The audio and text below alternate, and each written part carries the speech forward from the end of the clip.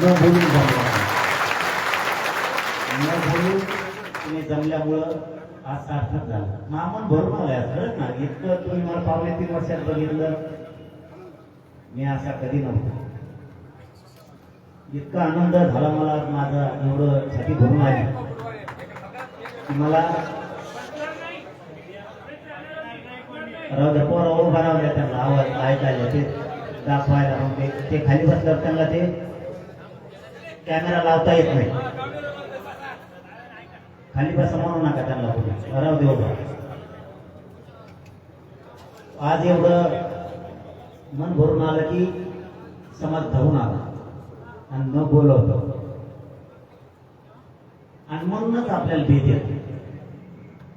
मराठ्यांचा जे दरदारा राज्यावरती ना एवढ्याच मुळे आपण एक जीवन सगळे ताकदीने एकत्र येतो.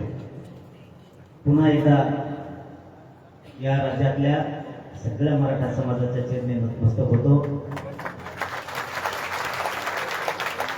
आपण आता विषयाकडे हात घालू. आपण मराठा समाज 2.5-3 वर्षापासून लढतो. समाजाच्या पदरात पडलं तर हो पडलं.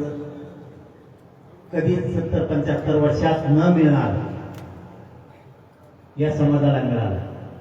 पण राहिलेला सुद्धा सोडायचं नाही. अजिबात सोडायचं नाही. आता जून महिन्यात ऍडमिशन आहे. जून महिन्यात ऍडमिशन असल्यामुळं आता पोराचे ऍडमिशन होतं.